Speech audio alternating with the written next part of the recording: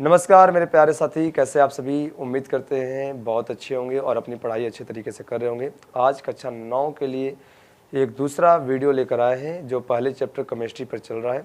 इसका एक वीडियो मैं पहले ही दे चुका हूं, ये दूसरा वीडियो है और आज कुछ चीज़ों के बारे में बहुत आराम से समझने वाले हैं। तो जो भी कक्षा 9 के विद्यार्थी हैं वो इस वीडियो को पूरा आराम से देखेंगे, स्किप नहीं करेंगे, तब उनको समझ में आएगा। तो आज हम लोग बात करने वाले हैं पदार्थ और द्रव्य की। हालांकि इसके पहले वीडियो में भी मैंने इसके बारे में बताया था, लेकिन आज की जो वीडियो है ये कुछ अलग है और इसमें डिटेल में जानकारी आपको मैं प्रोवाइड करने वाला हूं। तो बने रहिएगा अंत तक और चलते हैं। तो यहाँ पर आज हम पढ़ेंगे पदार्थ या द्रव्य। तो पदार्थ या द्रव्य क्या चीज़ होता है इसको समझ लेते हैं। तो पदार्थ और द्रव्य को मैंने बताया था कि दुनिया की जो भी चीज़ दिखाई देती है,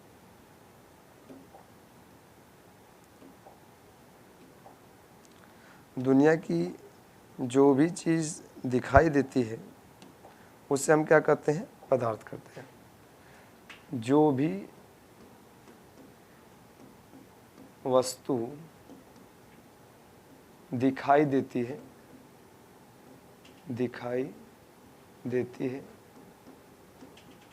उसे हम क्या बोलते हैं, पदार्थ बोलते हैं।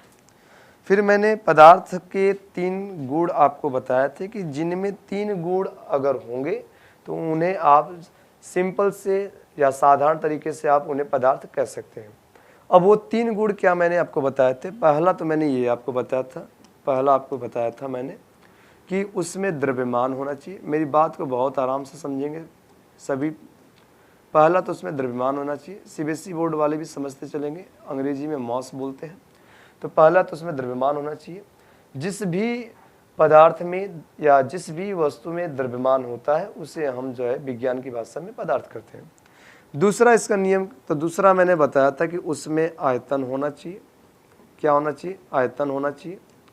आयतन को इंग्लिश में क्या बोलते हैं, वॉल्यूम बोलते हैं। आयतन क्या होता है मेरे प्यारे साथी, तो आयतन का मतलब मैं बता दे रहा हूँ। आयतन किसी भी वस्तु का जो स्थान या जितना स्थान घेरता है वो उसका आयतन कहलाता है। तो मैं कह सकता हूँ सिंपल से कि घेरा हुआ स्थान।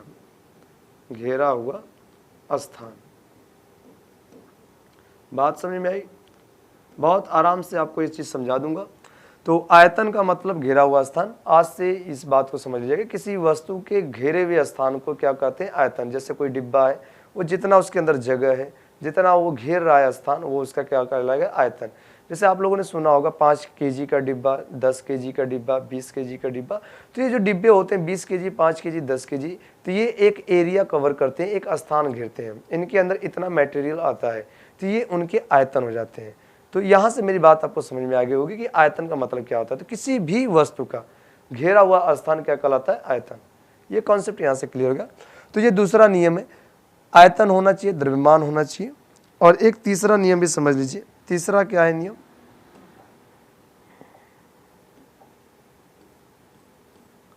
तीसरा नियम है कि वो वस्तु जो है दिखाई देनी चाहिए।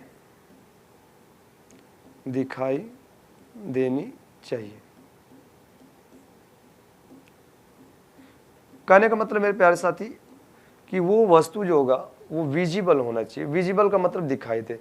हालांकि मैं आपको पहले भी बता दिया हूं कि जो भी वस्तु आपको दिखाई देती है वो सब के सब क्या है, पदार्थ है। तो इन तीनों नियम को जो फॉलो करता है तो उन्हें आप पदार्थ कह देंगे।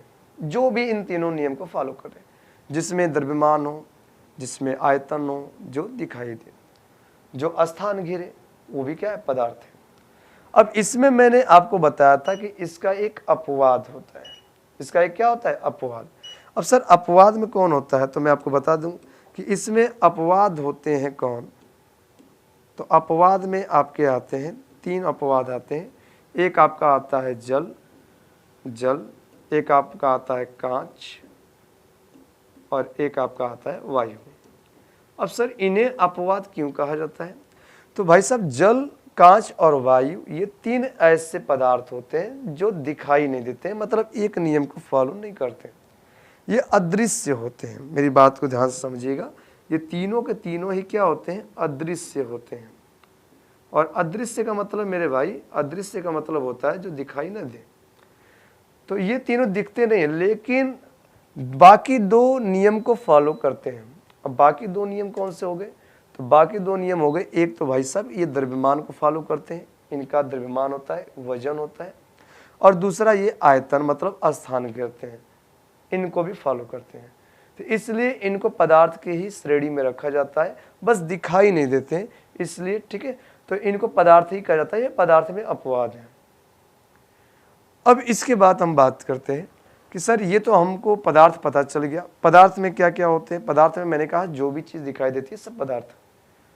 अपवाद में जल, कांच और वायु दिखती नहीं है, लेकिन द्रव्यमान और आयतन होता है। चलिए, तो इतना मैटर समझ में आया।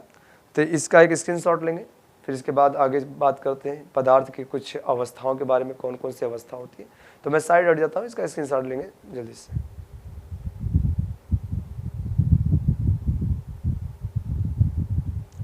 चलिए, अब आगे बात कर लेते हैं।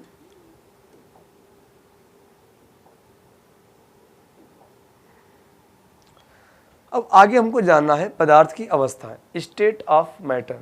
अभी पदार्थ की अवस्था क्या होती है? तो पहले तो मैं आपको बता दूं कि सर अवस्था क्या होती है। तो अवस्था का मतलब समझिएगा पहले। अवस्था,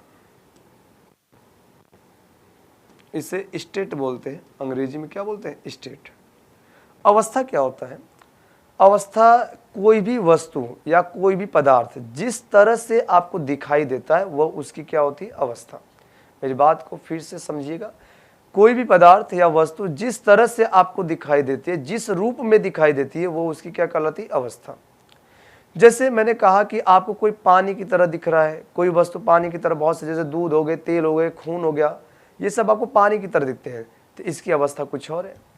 कुछ आपको पत्थर की तरह दिखते हैं, उसकी अवस्था कुछ और है। कुछ ऐसे भी पदार्थ होते हैं जो हवा की तरह आपको उड़ते हुए दिखाई देते हैं, तो उनकी अवस्था अलग है। तो हम अभी अवस्था के बारे में बात करेंगे। तो अवस्था का मतलब क्या होता है? अवस्था का मतलब होता है कोई पदार्थ जिस रूप में दिखाई देता है वो उसकी अवस्था है। जैसे मैं आपको बता दूं कि कोई इंसान है, अब इंसान में भी अवस्था चलती है। एक इंसान जब जन्म लेता है, छोटा रहता है, तो वो उस अवस्था को, हम उस रूप को क्या बोलते हैं? बाल्यावस्था। उससे पहले हालांकि शिशु अवस्था होती है, फिर बाल्यावस्था। थोड़ा सा यंग होता है, नौजवान, शरीर हट्टा कट्टा होता है, मोटा होता है, तो उससे हम क्या बोलते हैं? युवा अवस्था बोलते हैं। फिर उसके बाद आदमी जब उसके मांस वगैरह क्या होते हैं? कमजोर हो जाते हैं, हड्डियां कमजोर हो जाती हैं, शरीर कमजोर होता है और लटक कर चलता है, लाठी का सहारा लेकर चलता है, बाल क्या हो जाते हैं? सफेद हो जाते हैं, दाढ़ी जहां सफेद हो जाती है, तो इस अवस्था को हम क्या बोलते हैं? वृद्धावस्था। तो अवस्था का मतलब मैंने क्या बताया? जिस रूप में दिखाई दे तो उसे अवस्था कहते हैं। तो वैसे पदार्थ होते हैं, इनकी भी कुछ अवस्था होती है, ये भी कुछ रूप में दिखाई देते हैं, इसलिए इनकी अवस्था होती है। तो बात करते हैं पदार्थ की कितनी अवस्था होती है, तो मैं आपको अवस्था में बता दे रहा हूं। चलिए, तो यहां पर हम बात करेंगे तो पदार्थ की जो अवस्था होती है वो मैं आपको बता दूं। एक अवस्था होती है, इससे बोलते हैं ठोस अवस्था।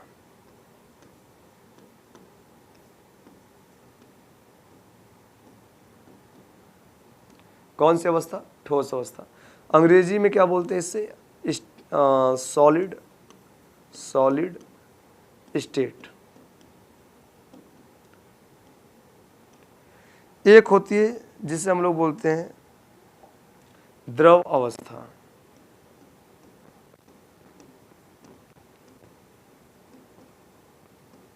इससे अंग्रेजी में क्या बोलते हैं? लिक्विड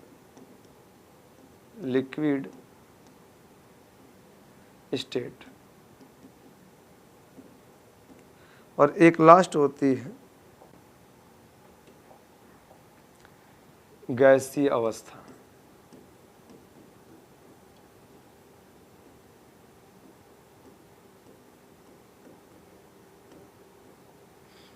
इससे गैस स्टेट बोलते हैं।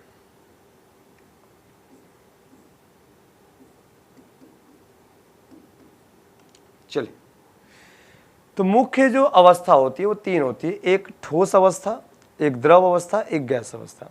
एक बात को यहां पर गौर करिएगा कि यहां पर जो मैंने लिखा अवस्था, ये द्रव लिखा है, और पदार्थ को द्रव्य बोलते हैं। वहां से कुछ बच्चे क्या होते हैं, मिस्टेक कर जाते हैं कि सर द्रव्य और द्रव एक ही होता है। तो मैं उनको क्लियर कर दूं यहाँ पर कि भाई द्रव्य अलग चीज है, द्रव्य पदार्थ है और द्रव उस पदार्थ की क्या है, अवस्था है। इतनी बात समझ में आई। तो यहां से बिल्कुल भी डाउट में मत रहिएगा कि सर द्रव्य और द्रव एक ही है क्या, या एक ही चीज को द्रव्य या द्रव कहते हैं क्या। तो मैं आपको यहां पर क्लियर कर दिया कि भाई साहब द्रव्य पदार्थ को कहते हैं और द्रव उसकी क्या है, अवस्था है। समझ में आई बात। अब इसके बाद बात करेंगे सर ठोस अवस्था। ये ठोस अवस्था क्या होता है, तो इसकी कुछ कंडीशन होती है मेरे भाई जिसको फॉलो करना होता है।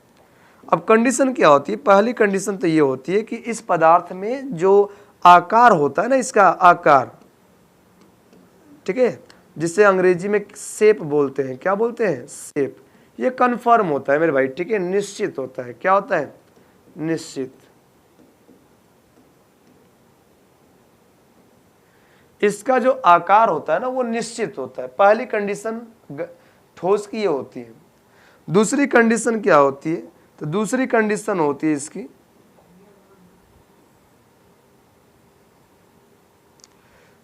आकृति, सॉरी आकार आकृति वही हो गया, आयतन। आयतन या वॉल्यूम बोलते हैं, वॉल्यूम। और मैंने अभी अभी आपको बताया था कि आयतन का मतलब क्या होता है, आयतन का मतलब घेरा हुआ स्थान। तो इसका जो आयतन होता है ठोस का, ये भी निश्चित होता है। अब ये निश्चित का मतलब क्या होता है सर, तो निश्चित का मतलब ये होता है कि ये बदलता नहीं है। ठोस एक ऐसी अवस्था होती है पदार्थ की जिसमें आकार भी नहीं बदलता और आकृति भी नहीं बदलती। इस बात को ध्यान से समझेंगे।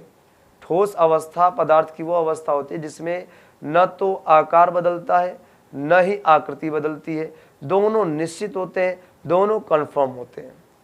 तो ऐसी अवस्था को क्या बोलते हैं, ठोस अवस्था।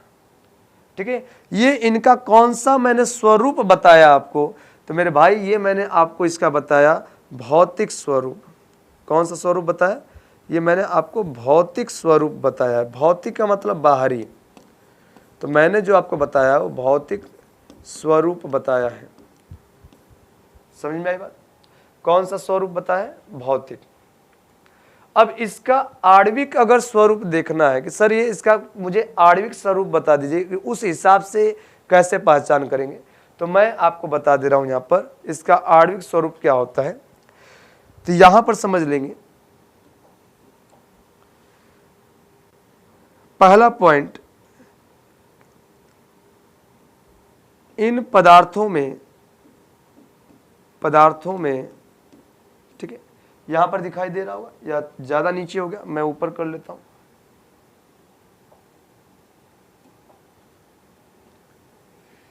चलिए, इन पदार्थों में रिक्त स्थान कम होते हैं। ठीक है, अणुओं के बीच लिख सकते हैं।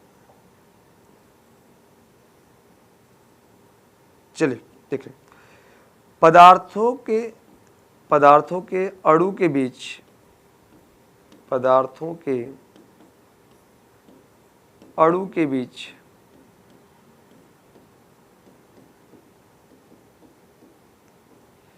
रिक्त स्थान नहीं होते हैं, रिक्त स्थान नहीं होते हैं।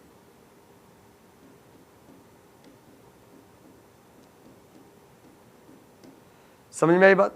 ये मैं आपको आणविक इसका बता रहा हूं, ठीक है, स्ट्रक्चर या आणविक सिद्धांत बता रहा हूं। मैंने इसके ऊपर जो आपको बताया भौतिक था, आकार भी निश्चित, आयतन भी निश्चित। निश्चित का मतलब जो बदले ना, आकार भी नहीं बदलता और आकृति भी नहीं बदलती, आयतन भी नहीं बदलता। लेकिन इसका जो रासायनिक संगठन है उसमें पदार्थ के अणु के बीच रिक्त स्थान नहीं होते हैं। और दूसरा जो होता है ससंजक बल प्रबल होता है। ससंजक या इसी को मेरे भाई बोलते हैं अंतरा आणविक बल। अंतरा आणविक बल, ये याद रखिएगा, अंतरा आणविक बल ये प्रबल होता है। प्रबल होता है, प्रबल का मतलब क्या होता है, स्ट्रांग, प्रबल होता है। स्ट्रांग होता है, मजबूत होता है। और इसी बल के वजह से जो ठोस के अणु होते हैं वो एक दूसरे से बंधे होते हैं, एक दूसरे से इतने ज्यादा जकड़े होते हैं कि इनको अलग कर पाना क्या होता है, मुश्किल हो जाता है। मेरी बात समझ में आई सभी को? बहुत आराम से समझाने का प्रयास कर रहा हूं। अंतरा आणविक बल या ससंजक बल इनके अणुओं के बीच लगता है पदार्थ के, और वो इन्हीं अणुओं को इतना मजबूती से जकड़े रहता है कि इनको अलग कर पाना कठिन हो जाता है, और इसी वजह से इन्हें ठोस कहा जाता है, और इसी वजह से इनका आकार निश्चित होता है, और इसी वजह से इनका आयतन भी क्या होता है, निश्चित होता है। जैसे मेरे हाथ में ये कलम है, अब ये ठोस है, मैं इसको अलग करना चाहता हूँ, बहुत मुश्किल हो रहा है। ये अलग हो जाएगा लेकिन बहुत मुश्किल से हो रहा है। इसका मतलब इसके अंदर के जो अणु है उनके बीच ससंजक बल लग रहा है मेरे भाई। इसको अलग करने में वो एक प्रकार का यहाँ पर विरोध कर रहे हैं। तो ये इनका रासायनिक संगठन था और ये इनका भौतिक। तो ऐसे पदार्थ को हम क्या कहते हैं, ठोस अवस्था में कहते हैं। और ये पदार्थ की कौन सी अवस्था होती है, ठोस अवस्था। तो ये समझ में आया। अब इसके बाद बात कर लेते हैं किसका, तो इसके बाद बात कर लेते हैं द्रव का, फिर इसके बाद बात करेंगे किसका, गैस अवस्था का। चलिए तो द्रव अवस्था की बात कर लेते हैं।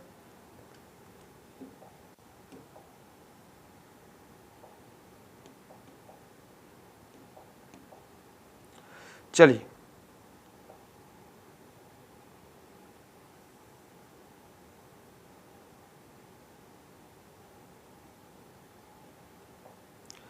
अब इधर द्रव अवस्था की बात कर लेते हैं।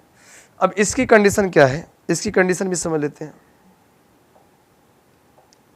इसकी कंडीशन ये होती है द्रव की कि इसका आकार जो होता है, जो इसका जो आकार होता है, आकार शेप की अगर हम बात करें तो इसका आकार जो होता है वो अनिश्चित होता है। अब ये अनिश्चित का मतलब मेरे ये हुआ कि सर इसका आकार बदलता रहता है। अब ये जो द्रव अवस्था होती है, पदार्थ की एक ऐसी अवस्था होती है जिसमें पदार्थ का आकार बदलता रहता है, और जिस बर्तन में आप डालेंगे, जिस पात्र में आप डालेंगे, उसी के आकार का ये हो जाता है। बात मेरी समझ में आई? तो इसका आकार बदलता रहता है। जिस बर्तन में आप डालेंगे, मैं कहूँ सर गिलास में डालेंगे, गिलास के आकार का, बाल्टी में डालेंगे, बाल्टी के आकार का, जिस भी बर्तन में आप डालेंगे उस बर्तन के आकार का हो जाएगा। इसलिए इसका आकार बदलता रहता है। तो हम इसके आकार को क्या कह देते हैं, अनिश्चित, कि सर आकार इसका अनिश्चित होता है। लेकिन अगर हम इसके आयतन की बात करें कि सर क्या इसका आयतन अनिश्चित होता है, तो भाई यहाँ पर गलती मत करिएगा। मैं आपको बता दे रहा हूँ कि इसका जो आयतन होता है, आयतन जो होता है, वॉल्यूम जो होता है, ये निश्चित होता है। ठीक है, यहाँ पर गलती मत करिएगा। मैं आपको ये बता दूंगा सर क्यों निश्चित होता है, ये भी बता दूंगा आपको। तो इसका जो आयतन होता है वो निश्चित होता है, मतलब आयतन नहीं बदलता, आकार बदलता है। अब सर आयतन क्यों नहीं बदलता, तो मेरे भाई इस बात को आप समझिए कि आप 1 लीटर अगर जल ले रहे हैं, मान लीजिए कि आप 1 लीटर जल लिए, तो उसे आप किसी भी बर्तन में डाल दोगे तो वो 1 ही लीटर रहेगा, वो कम नहीं हो जाता या वो बढ़ नहीं जाता, होता 1 ही लीटर है। तो आयतन कहाँ से बदल गया उसका, लेकिन आकार जरूर बदल जाता है। 1 ही लीटर जो जल है वो एक बड़े से गिलास में अगर डाल दो तो बड़े से गिलास के आकार का हो जाएगा, किसी बॉटल में डाल दो बॉटल के आकार का हो जाएगा। मतलब जिस भी आकार में आप डालोगे तो उस आकार का वो हो जाएगा। लेकिन मेरे भाई 1 लीटर से चेंज तो नहीं ना होगा, रहेगा 1 ही लीटर, न ज़्यादा होगा न कम होगा। तो भाई मेरे उसका आयतन नहीं बदलता। इस बात को ध्यान से समझिएगा कि जो द्रव अवस्था होती है पदार्थ की, उसमें आप आकार बदल सकते हैं लेकिन आयतन नहीं बदल सकते। आकृति बदल दीजिए लेकिन आयतन नहीं, रहेगा उतना ही, बढ़ नहीं जाएगा, कम नहीं हो जाएगा। तो इसलिए आयतन नहीं बदलता, आकार बदल जाता है। और ये इसका कौन सा स्वरूप मैंने बताया, तो वही रह गई बात सर कि मैंने आपको पहले ही बता दिया कि ये कौन सा स्वरूप है, तो ये सर भौतिक स्वरूप है। ये कौन सा स्वरूप है, ये भौतिक स्वरूप है। समझ में आई? ये फिजिकल प्रॉपर्टीज है इसकी, इसको फिजिकल प्रॉपर्टीज बोलते हैं। चलिए अब इसका रासायनिक संगठन देख लेते हैं सर कि रासायनिक संगठन भी होता है, बिल्कुल होता है, इसका भी होता है। मैंने आपको ठोस का बताया, इसका भी होता है। रासायनिक संगठन क्या होता है सर, तो यहां पर देख लेंगे। तो रासायनिक संगठन में बता दे रहा हूं, द्रव के जो अणु होते हैं,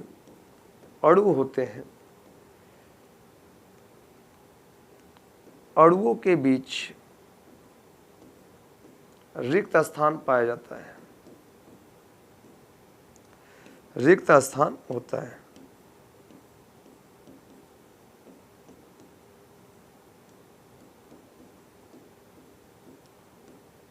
इनके बीच रिक्त स्थान होता है, इनके अणुओं के बीच रिक्त स्थान होता है।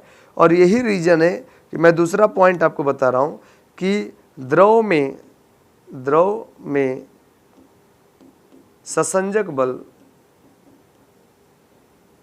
ससंजक या मैंने आपको बताया इसे अंतरा आणविक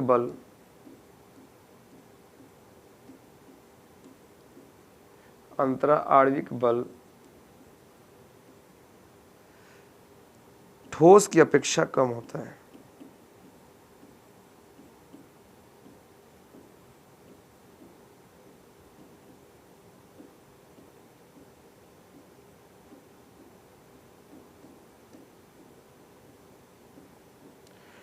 अब इसमें द्रव में ससंजक या अंतरा आणविक बल जो होता है वो ठोस की अपेक्षा कम होता है, मतलब ठोस में बहुत ज्यादा होता है, इसमें कम होता है। और यही कारण है कि जो द्रव होता है, इस द्रव अवस्था में जो पदार्थ होते हैं उनको सेपरेट कर देना, उनको अलग कर लेना बहुत आसान होता है, क्योंकि इनमें ससंजक बल कमजोर होते हैं, मतलब कम होते हैं ठोस की अपेक्षा। तो इसलिए ये पूरे अणुओं को मजबूती से जकड़े हुए नहीं रहते हैं, इनके अणु आपस में इधर उधर गति कर लेते हैं। तो इसी वजह से क्या होता है कि इनको अलग कर पाना बहुत ही आसान हो जाता है। जैसे मैं आपको पानी अगर दूं तो पानी 1 गिलास में दूंगा, आप उसे 2 गिलास में अलग कर लोगे, बहुत ही आसान से कर लोगे। दूध रहेगा उसे 2 गिलास में कर लोगे, अलग कर लोगे। लेकिन पत्थर अगर मैं आपको दूं कि सर पत्थर इसे बहुत आराम से अलग कर लो, तो पत्थर को आप आराम से अलग नहीं कर पाओगे, क्योंकि पत्थर को अलग किया जा सकता है लेकिन वो उसमें मुश्किलें हैं, कठिनाई है, क्योंकि वो ठोस है। लेकिन पानी को, दूध को, खून को आप अलग कर लेते हो, क्योंकि उसमें ससंजक बल बहुत कम होता है और ठोस की अपेक्षा कम होता है। तो इसका रासायनिक संगठन है, इसका भौतिक स्वरूप है, दोनों आपको समझ लीजिए। ठीक है, आप इसकी परिभाषा इसी से दे सकते हैं। कैसे दे सकते हैं कि सर पदार्थ की वह अवस्था जिसमें उसका आकार अनिश्चित हो और आयतन निश्चित हो, उससे क्या बोलते हैं, द्रव। पदार्थ की वह अवस्था जिसमें उसका आकार और आकृति दोनों ही निश्चित हो, तो उसे क्या बोलते हैं, ठोस। तो यहां से आप इसकी डिफिनेशन भी दे सकते हैं, परिभाषा भी लिख सकते हैं। चलिए, तो यहां तक आपको द्रव को समझ में आया। अब सीधे गैस पर चलते हैं। इसका अवस्था में जो आकार होता है, इसका जो शेप होता है, ये अनिश्चित होता है, ये अनिश्चित होता है। और अनिश्चित कहने का मतलब कि बदलता रहता है। अनिश्चित का मतलब क्या है, बदलता रहता है। दूसरी कंडीशन, इसका जो आयतन होता है ये भी अनिश्चित होता है। जो आयतन होता है, वॉल्यूम, ये भी क्या होता है, अनिश्चित होता है।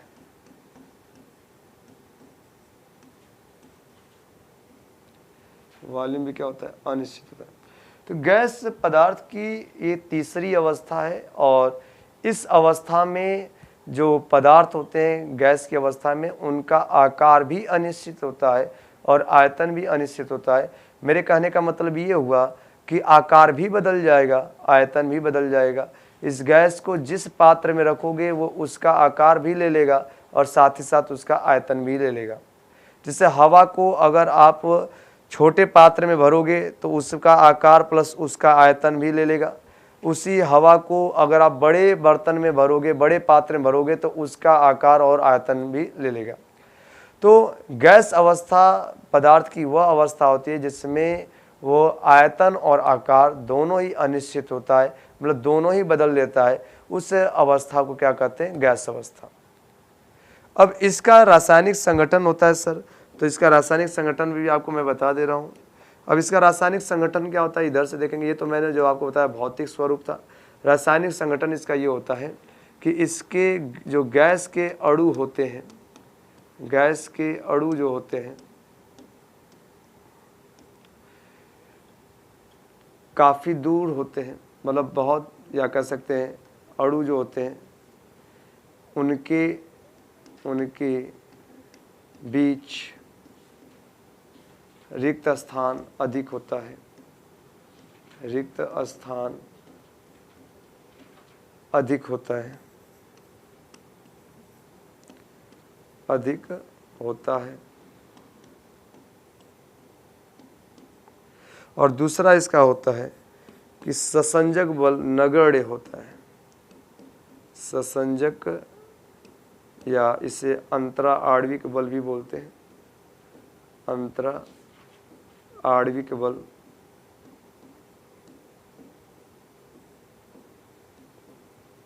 ये क्या होता है, नगण्य होता है। अब ये सर नगण्य क्या होता है, तो नगण्य का मतलब होता है न के बराबर। नगण्य का मतलब क्या होता है, न के बराबर। तो इनके अणुओं के बीच जो अंतरा आणविक बल या ससंजक बल होता है ना, वो न के बराबर, तो बिल्कुल कह सकते नहीं होता है। इसलिए इनको अलग करना बहुत ही आसान होता है। जैसे आप समझ सकते हो कि हवाओं को अलग करना कितना आसान होता है। आप हवा को, गैस को बहुत आराम से सेपरेट कर देते हो। ऐसे कुछ लोग तो हवा मार देते हैं, ऐसे हाथ से टालते हुए निकल जाते हैं, ठीक है। धुआं आता है तो धुआं क्या करते हो, जब सामने से धुआं आता है तो ऐसे हाथ से क्या करते हो, इधर उधर कर देते हो, टाल देते हो। तो और गांव के जो लोग होते हैं गमछवा से ऐसे मार देते हैं सब। तो ये बहुत आराम से अलग हो जाता है। तो ये क्या है, ससंजक बल नगण्य पाया जाता है इसमें। और यही रीजन है कि इनका आकार और आयतन दोनों ही बदल जाता है, दोनों ही अनिश्चित होता है। तो ये गैस की तीसरी अवस्था है। तो मैंने आपको गैस की पदार्थ की तीनों अवस्था के बारे में आपको बता दिया। अभी 2 अवस्थाएं और भी हैं, उसके बारे में आगे चर्चा करेंगे। फिलहाल 3 अवस्था के बारे में जानेंगे। तो आपको मैंने ठोस अवस्था, द्रव अवस्था और गैस अवस्था तीनों का भौतिक और रासायनिक दोनों संगठन बताया है और दोनों को आराम से समझाया है। तो ये दोनों आप ले लेंगे, स्क्रीनशॉट ले लेंगे। मैं इसको थोड़ा छोटा कर दे रहा हूँ, यहाँ से आप थोड़ा सा कवर कर लीजिएगा, ठीक है।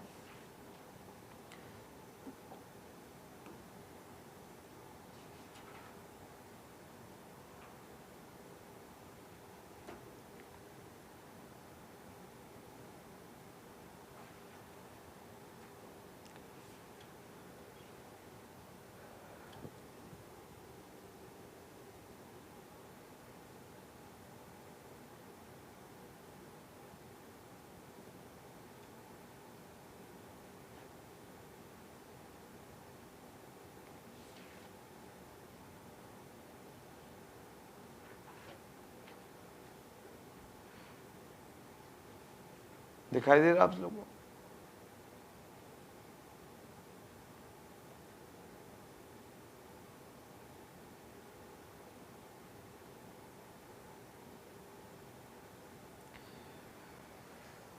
चलिए, यहां से आप नोट कर लेंगे सारी चीजों को।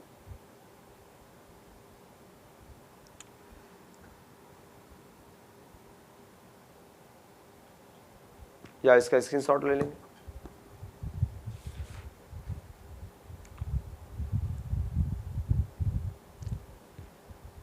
चलिए, तो इसका मैंने आपको अभी एग्जाम्पल नहीं बताया, तो साथ ही में एग्जाम्पल भी दोस्त देख लेंगे मेरे प्यारे भाई।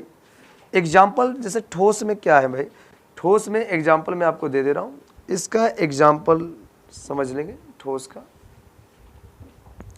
इसका एग्जाम्पल है लोहा, लोहा,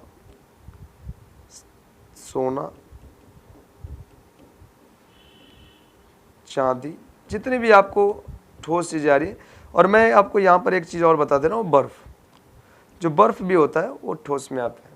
तो यहाँ से इसका एग्जाम्पल लिख लेंगे, लोहा, सोना, चांदी, बर्फ़, पत्थर, लकड़ी, जितने भी आपको देखोगे नहीं, उसका आकार निश्चित है, आकृति निश्चित है, आयतन निश्चित है, वो सब ठोस है। अब यहाँ पर द्रव का एग्जाम्पल ले लेंगे, तो द्रव का एग्जाम्पल मैं यहाँ पर दे दे रहा हूँ। द्रव का एग्जाम्पल क्या होता है, तो पहले तो भाई समझ लो जल, ये तो पॉपुलर है, ये तो आपको याद ही होना चाहिए कि सर जल द्रव का ही एग्जाम्पल है। द्रव अवस्था का तेल, दूध,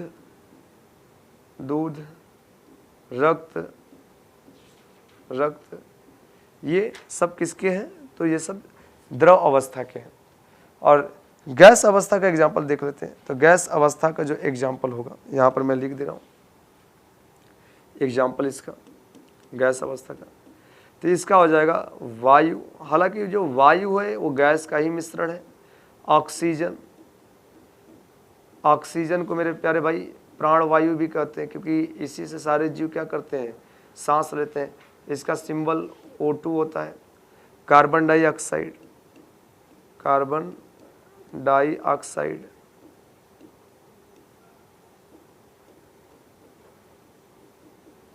कार्बन डाइऑक्साइड, इसे CO2 कहते हैं। हाइड्रोजन, तमाम गैसें हैं। हाइड्रोजन, नाइट्रोजन, ये तमाम गैसें हैं। ठीक है, तो ये सब गैसों का क्या है, गैसीय अवस्था का उदाहरण है। तो वहां से नोट कर लेंगे इसे। चलिए इसका स्क्रीनशॉट ले लीजिए या इसे नोट कर लीजिए। और मेरे हिसाब से मैंने आपको ये पूरा बता दिया है, जो है पदार्थ की अवस्था, स्टेट ऑफ मैटर। इसे बढ़िया से देख लेंगे, रिवीजन कर लेंगे मेरे भाई। चलिए अब आगे के टॉपिक पर बात करते हैं, इसको हटाते हैं। चलिए आज का ये लास्ट टॉपिक रहेगा, क्योंकि वीडियो भी काफ़ी लंबा हो जाएगा। इसके बाद जो आपका इस चैप्टर से बाकी है वो आपको मैं अगले वीडियो में प्रोवाइड कर दूंगा। आपको इस चैप्टर में से कोई भी चीज़ आपको नहीं छूटेगी। मैं सारे चीज़ों का ध्यान रख करके इस वीडियो को बना रहा हूँ, और जब तक इस जो है इस चैप्टर का कंप्लीट लेक्चर नहीं हो जाता, मैं इस पर वीडियो बनाता रहूँगा। तो और अगर कुछ छूटता भी है या किसी बच्चे को नहीं समझ में आता या कोई टॉपिक को स्पेशल पढ़ना चाहता है, तो वो इस चैनल पर कमेंट कर देगा और कमेंट करके बता देगा कि सर कि मुझे ये चैप्टर पढ़ना है या ये टॉपिक पढ़ना है, तो उसे स्पेशल मैं आपको वो चीज़ करवा दूंगा और यहाँ पर क्लियर कर दूंगा। चलिए लास्ट इसका है अवस्था परिवर्तन, स्टेट चेंजिंग। ये आपका आज का लास्ट टॉपिक है इस वीडियो का। तो इसमें हम लोग बात करेंगे, सर अभी तक तो हमने पदार्थ के बारे में पढ़ा, उसकी अवस्था के बारे में पढ़ा, लेकिन अब ये तीसरा टॉपिक हम लोग पढ़ने जा रहे हैं, पदार्थ की अवस्था परिवर्तन। कि सर पदार्थ क्या अवस्था परिवर्तन कर सकता है, एक अवस्था से दूसरे अवस्था में, दूसरे से तीसरे अवस्था में। तो मैंने आपको कहा कि सर अगर आपके दिमाग में ये आ रहा है कि सर पदार्थ अवस्था परिवर्तन कर सकता है, तो आप बिल्कुल सही है। पदार्थ अवस्था परिवर्तन कर सकता है, वो एक अवस्था से दूसरे अवस्था में, दूसरे से तीसरे अवस्था में जा सकता है, अब वापस भी आ सकता है। इसके दोनों दिशा होती है, ये अवस्था में आगे भी जा सकता है, पीछे भी आ सकता है। तो पदार्थ की अवस्था परिवर्तन मतलब उसका रूप बदलना ही क्या कहलाता है, अवस्था परिवर्तन कहलाता है। सीधी सी बात, मैंने आपको बताया था कि अवस्था का मतलब क्या होता है, रूप। तो किसी पदार्थ का रूप बदलना ही उसका क्या कहलाता है, अवस्था परिवर्तन।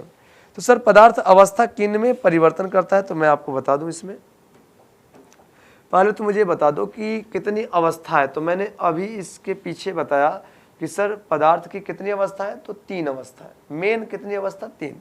जिसे मैंने आपको पहला बताया, क्या पहला मैंने आपको बताया, ठोस अवस्था।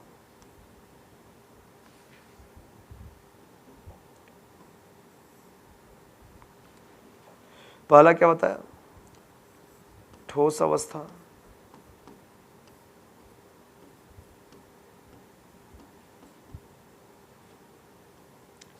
कौन सी अवस्था बताया, ठोस अवस्था बताया। दूसरी अवस्था कौन सी बताई मैंने, दूसरी मैंने बताया गैस, द्रव अवस्था, सॉरी द्रव अवस्था।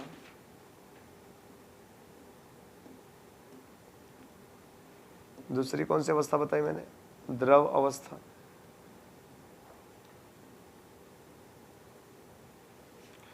और तीसरी अवस्था मैंने कौन सी बताई, तो तीसरी अवस्था मैंने बताई गैस अवस्था।